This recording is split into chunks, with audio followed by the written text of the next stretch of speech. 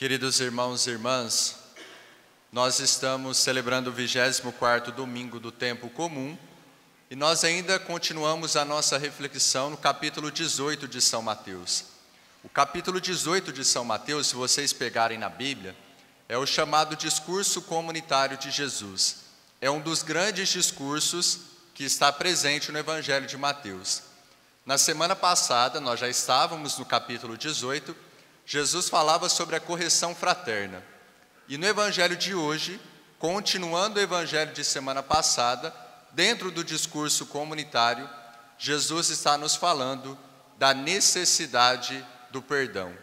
Assim como nós recebemos do Pai o perdão, assim como nós experimentamos esse amor, experimentamos essa misericórdia, também nós podemos e precisamos perdoar o nosso irmão. O Evangelho de hoje começa com Pedro conversando com Jesus e fazendo uma pergunta: Senhor, quantas vezes eu devo perdoar o meu irmão? E Pedro fala, até 7 vezes. É interessante porque, na tradição judaica, até em casos mais graves, mais sérios, eles acreditavam que o perdão, ao longo da vida, deveria ser dado somente 3 vezes. Então Pedro, na verdade, ele está exagerando um pouquinho. Ao invés de falar 3 vezes, ele fala 7 vezes. E Jesus responde a Pedro dizendo, não te digo até 7 vezes, mas até 70 vezes 7. Se nós multiplicássemos 70 vezes 7, daria 490. Mas o que Jesus está dizendo? Que nós precisamos perdoar sempre.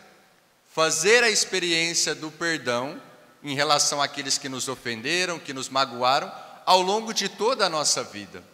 E aí Jesus conta uma parábola. Toda vez que Jesus contava uma parábola, a parábola tinha pelo menos 3 elementos. Primeiro, quando Jesus contava uma parábola, ele usava elementos do dia a dia. Então aqui nessa parábola, Jesus está usando a relação patrão e empregado. É um elemento do dia a dia. O segundo elemento de uma parábola, quando Jesus contava, ele sempre fazia comparações. Jesus está usando essa parábola do patrão e do empregado, da relação, para falar do perdão do Pai em relação a nós. E um terceiro ponto que toda a parábola de Jesus tem, por detrás de uma comparação, por detrás dos elementos cotidianos que Jesus usa, sempre há um mistério. Nessa parábola está o mistério da gratuidade, do amor e do perdão do Pai por cada um de nós. E o que a parábola diz? A parábola diz que um empregado tinha uma dívida impagável com o seu patrão, era uma quantia enorme, nem se ele trabalhasse a vida inteira, ele conseguiria saldar aquela dívida, porque era uma dívida enorme, monstruosa. E o patrão iria dar uma pena, uma punição para o empregado, que ele fosse vendido como escravo, com a mulher e os filhos. O empregado cai aos pés do patrão, suplica o perdão, o patrão tem compaixão, tem paciência e perdoa aquela dívida. Depois esse empregado encontra um dos seus companheiros, que devia 100 moedas, seria uma questão de tempo. Em pouco tempo, ele poderia saldar essa dívida, que era bem menor do que a dívida que o primeiro empregado teria. E o que aquele que foi perdoado faz? Ele não perdoa o seu irmão. Ele não perdoa aquela dívida que era menor. O que isso quer dizer para nós? Que Deus sabe que nós temos uma dívida impagável com Ele. Deus sabe que nem uma vida inteira seria suficiente para saldar a dívida que vem dos nossos pecados. O nosso orgulho, a nossa vaidade, a nossa não correspondência ao amor de Deus, a nossa lentidão no processo de conversão, a nossa lentidão no processo de santificação. Deus sabe tudo isso. Ele sabe que a nossa dívida é impagável, mas Ele ainda tem paciência. Ele continua nos perdoando. Ele continua no mistério da sua gratuidade e do seu amor por nós.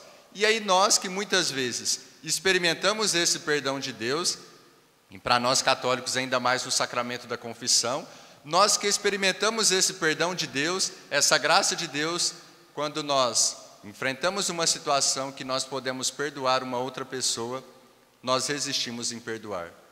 nós muitas vezes não perdoamos.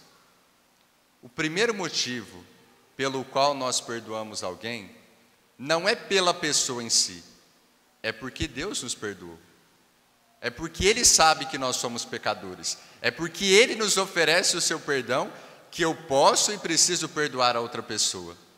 Agora tudo bem, nós sabemos disso. Eu preciso perdoar porque Deus me perdoa. Eu preciso perdoar também para libertar o meu coração. Mas na prática, vamos ser sinceros, não é tão simples assim. Na prática, perdoar uma pessoa que fez um maior ou menor mal na nossa vida não é tão simples assim. Nós não podemos romantizar as coisas, nós não podemos idealizar. O exercício do perdão, ele não é fácil. Então, por isso, nós precisamos ter o discernimento. Ser cristão católico é ter discernimento diante das várias situações que vão aparecendo.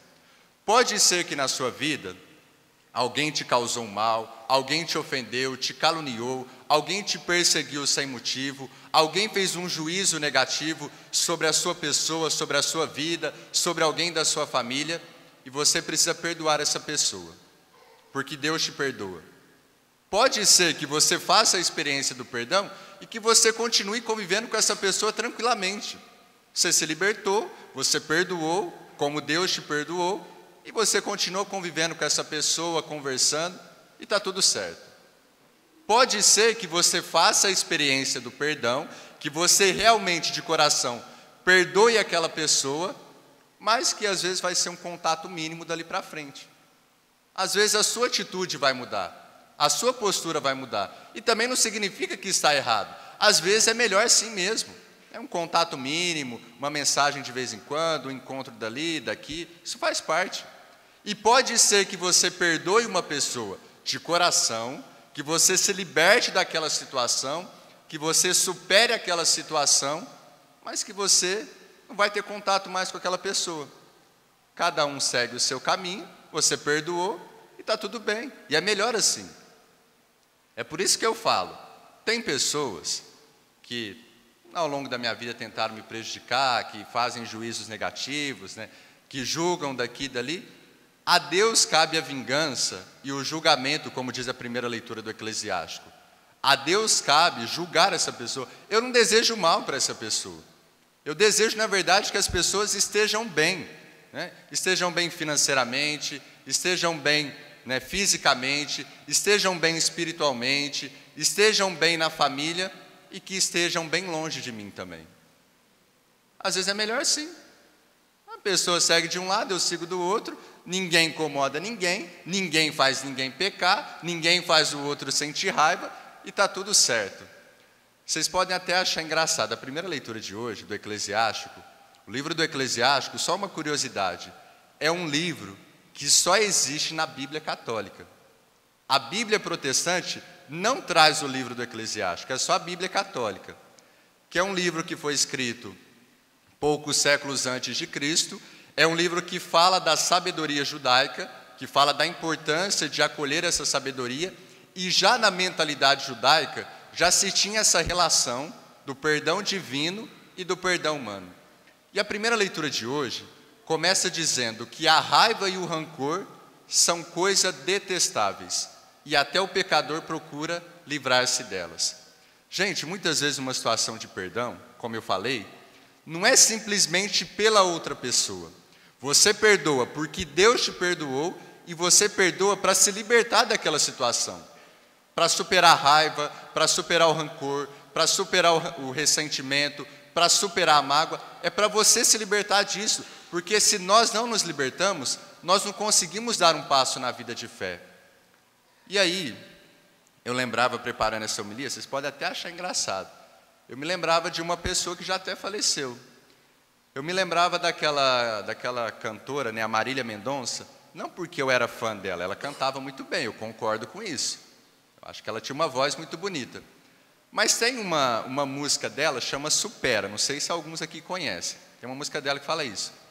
Tem pessoas que vivem tão aprisionadas numa situação que não perdoa, que não supera a mágoa, não supera o ressentimento, fica tão aprisionada naquilo, que às vezes dá vontade de chamar a pessoa e falar assim, igual diz a música, se alguém escutar vai entender isso, É igual diz a música, dá vontade de chamar a pessoa e falar assim: meu bem, vamos lá, vai, supera. Mas passa por cima disso. Vai ficar aprisionado nisso por quê? Não vai mudar nada na sua vida. Já aconteceu, o leite já foi derramado, já fizeram mal. Ou eu me liberto disso, ou você se liberta dessa situação, ou você vai carregar essa situação a vida inteira. Eu sei que tem situações de perdão que são mais pesadas. Eu sei que tem situações que são mais sérias, mas nós precisamos perdoar, porque Deus nos perdoa e para nós nos libertarmos disso. E a primeira leitura também diz que a vida é breve. Uma hora essa vida aqui na terra, gente, ela vai terminar. Para alguns mais cedo, para outros mais tarde, uma hora essa vida vai terminar. Se eu carrego mágoa, ressentimento, rancor, raiva, se eu não consigo perdoar, se eu não consigo superar isso, pelo menos dentro do meu coração, pelo menos dentro de mim, eu vou carregar isso a vida inteira, não vou conseguir dar um passo na minha vida de fé, eu vou levar isso até dentro do caixão. Queridos irmãos e irmãs, que essa liturgia do 24º domingo do tempo comum nos ajude. Deus nos perdoa porque nos ama. Ele sabe que temos uma dívida impagável, mas Ele tem paciência. Ele nos perdoa, nos ama, porque o seu amor é incondicional. E por isso, nós podemos e precisamos perdoar os nossos irmãos.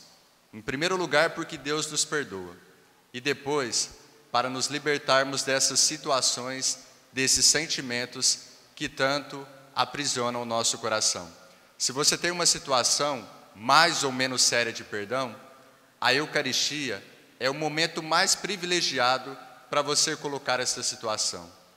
Aqui no ofertório, quando o pão e o vinho são ofertados, durante o momento da consagração, em que o corpo e o sangue de Cristo se fazem presentes, e no momento da comunhão, você pode se unir a Cristo e colocar essa intenção, colocar esse pedido diante de Jesus.